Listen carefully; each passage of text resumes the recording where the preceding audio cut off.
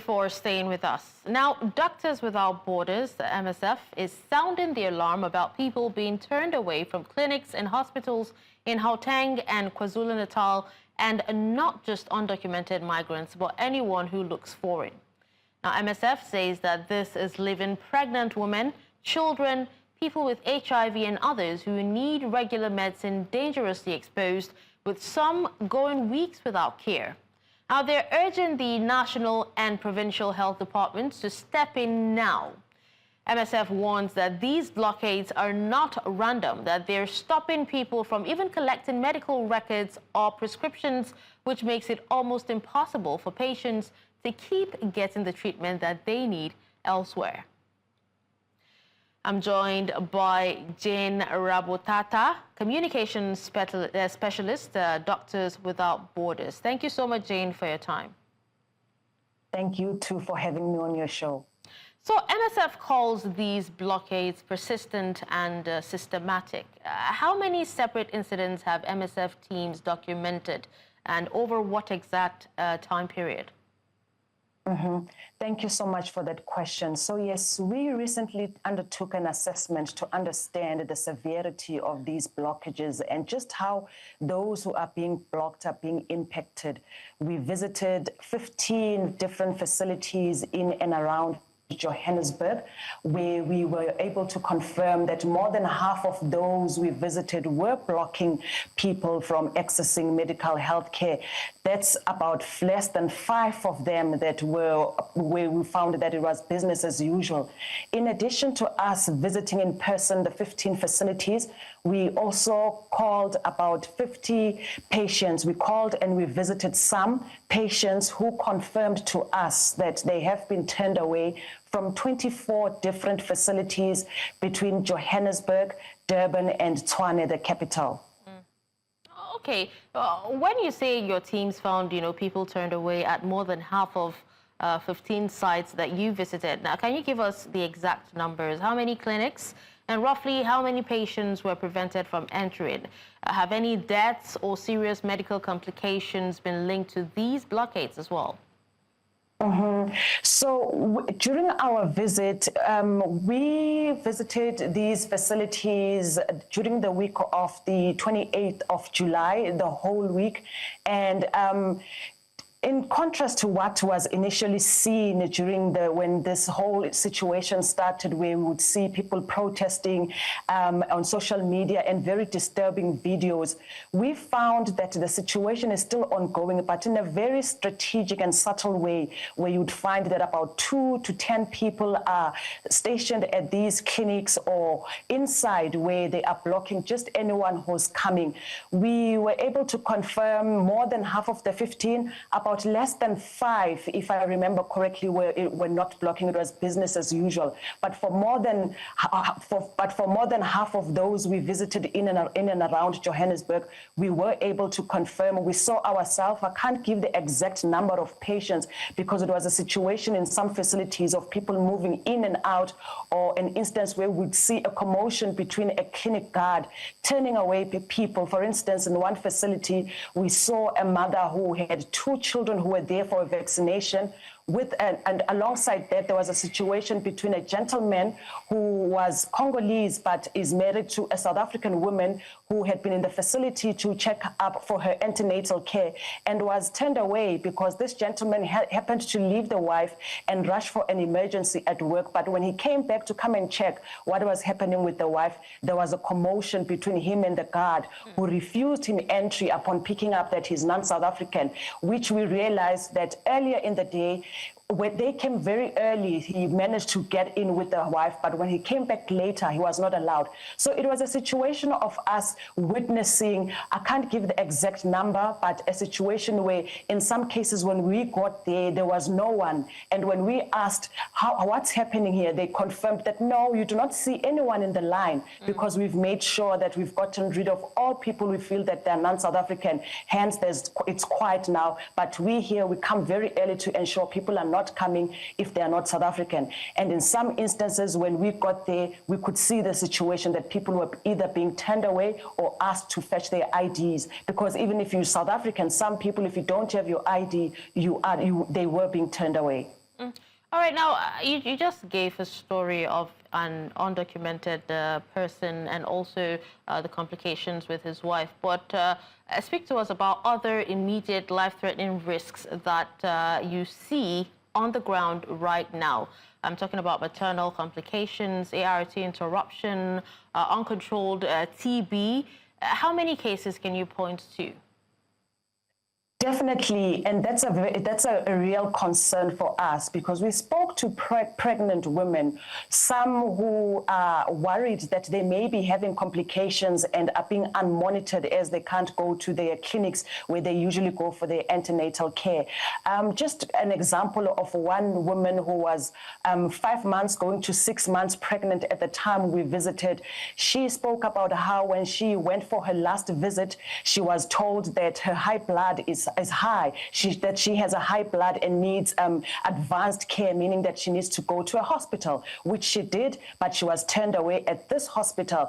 When we were talking to her, this lady was already toying with the idea of terminating the pregnancy, but fearing for her life given how advanced her pregnancy could be for her to do a termination of pregnancy. We also spoke to people who are on ARVs, who, when we were speaking, were saying to us, one lady said to me, the medication that I have will last me until the 19th of August. I'm afraid to go get a refill. She happened to live across one of the facilities where we saw ourselves as a team, people being turned away. She said to us, as you could see when you passed my facility, people are being turned away. It would be traumatic for me to even go there, only to be subjected to what I see other people being subjected to. My landlord was turned away. I do not want to go myself because I fear the rejection and just the trauma of being denied care when I know that I do not have to default on this kind of treatment. People on chronic medication for other conditions such as diabetes and hypertension were also being turned away. Some of the patients that we spoke to, those were the ones we went to their homes, whom we were able to get in touch with. One said to us, I haven't been turned away, but I'm worried what will happen to me when I go for my next visit, because I'm already seeing on the news, I'm seeing on social media, I'm hearing people talking about people turned away, and I have a history of miscarrying. So I'm sitting here being stressed and worried about my condition, and I fear that I will have complications that, and as a result, I will, I might find myself in an even complicated situation if I can't access any health care. So those were some of the disturbing stories that we heard on the ground that we feel need to be spoken about so that the relevant authorities addresses this manner speedily. All right, but what this about situation speedily? Yes. What about other medical services, that are most affected aside, pregnancy? Talking about maternity, HIV, TB treatment, chronic diseases, and emergency care. Which ones need the fastest intervention? Conditions that I've described to you do need fast intervention. And what I would also want to point out is that what we found as MSF is a drop in the ocean. I speak about 50 patients that we were in touch with, either physically or by telephone, and just 15 facilities in and around Johannesburg that we managed to visit. But that does not necessarily mean that's the real number that we're talking about here. Although I can't confirm other conditions, but what we found as MSF is worrying enough, which warrants us speaking out as MSF, because we would not want a situation where the situation is even bigger than what it is or what it threatens to become if authorities of the country continue to turn a blind eye and a deaf ear to what is happening. We feel that the data that we have found already suffices to warrant enough action, in fact, immediate intervention from relevant authorities. All right. Now, what about MSF teams themselves? Are they able to safely reach the patients who have been turned away, or are there security risks that are preventing humanitarian access? Yes, we wouldn't say that as MSF right now we feel threatened or have been threatened by any of the anti-migrant groups, but we are worried our patients because patients come first. We do feel that the patients need to be protected, and there needs to be a way that this situation is dealt with. We understand the cries of frustrated South Africans, but so do we also understand the worries of non-South Africans who are struggling to access healthcare. And we also want to emphasize something here.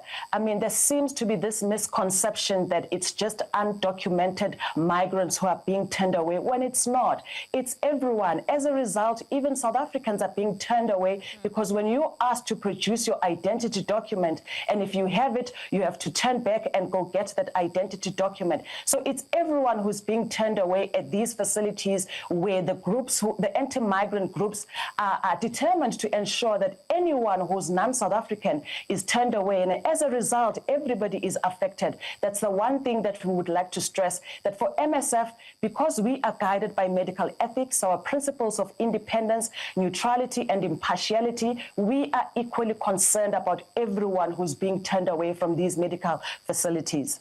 All right, Jane, what is the role of the South African health authorities in your view? Have provincial or even national officials engaged with MSF? What response have they offered? Yes, thanks for that question. We believe that the National Department of Health has jurisdiction over public health. They should assume the role of ensuring that communities are educated about the constitution of the country's constitution, which guarantees that everyone has a right to free medical health when they need it. So we feel that it's time that the local authorities assume the role that they have to play, instead of letting local citizens apportion blame to non-South Africans. What we need here, because this is not the first time as a country we find ourselves in this situation, we need a long-lasting solution. We need education on the ground. We need communities to understand. We need the structural and long-existing issues that face the public health system to be addressed adequately and in a cohesive manner. So this is what we are calling for as MSF, to ensure that there's a long-lasting solution that is found, because it's not the first time you asked, have we received any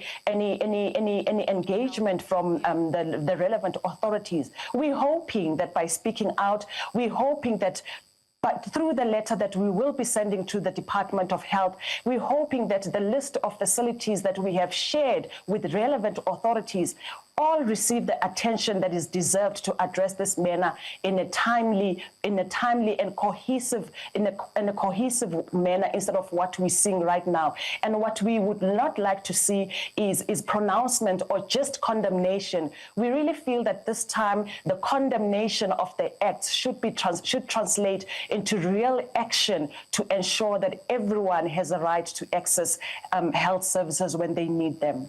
All right, Jane. Now, what about the protest organizers themselves? You know, because they did say that the system is overwhelmed, but why respond by stopping sick people getting treatments is the question. And also, what else are they proposing? Yes.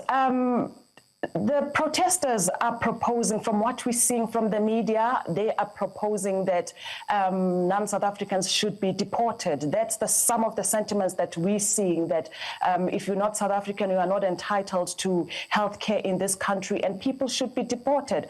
As MSF, we feel that we should let those in authority to deal with migration issues to do so in the manner, in a more appropriate manner. We feel that people who are not mandated to take matters into their own hands should not do so, like stopping people outside clinics. Nobody should have that right to stop anyone from accessing a service that should be free for anyone. So in as much as we are hearing what they're talking about, the frustrations of South Africans, which we do not turn a blind eye and a deaf ear ourselves as MSF, we acknowledge and we understand what we're calling for is the relevant people to step in and ensure that everyone is satisfied in the process of finding a long-lasting solution to everyone concerned. And everyone is concerned in this case, both South Africans and non-South Africans. All right. Now, just before we wrap up, Jane, for someone watching, who's been sent away, where should they go to right now? Who can they call? What legal protections do they have? And what are you asking the international community and also donors to provide right now? Are you asking for funding, supplies, security support, or advocacy? And how can the viewers who want to help do so safely?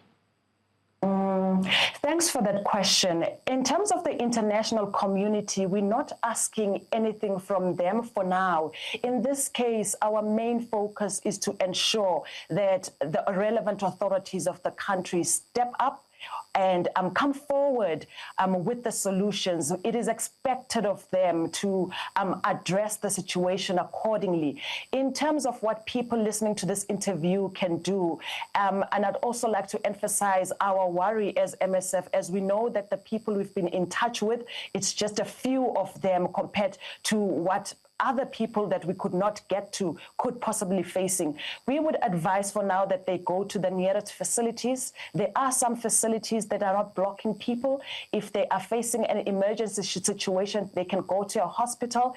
If they're struggling, they can contact MSF or our partner organizations such as the Treatment Action Campaign or Section 27 or Lawyers for Human Rights. And we really applaud our partner organizations such as the Treatment Action Campaign and Section 27, because through this process where we've been in touch with them, sharing the list of patients that we are in contact with, they've been able to connect them, some of them to medication that they desperately need, like ARVs. So we do thank our partners who've been able to assist the patients that are coming forward and getting in touch with us. But anyone watching this interview, Doctors Without Borders can be contacted, and some of our partners that I've mentioned, the Treatment Action Campaign, TAC, Section 27, or Lawyers for Human Rights can be contacted.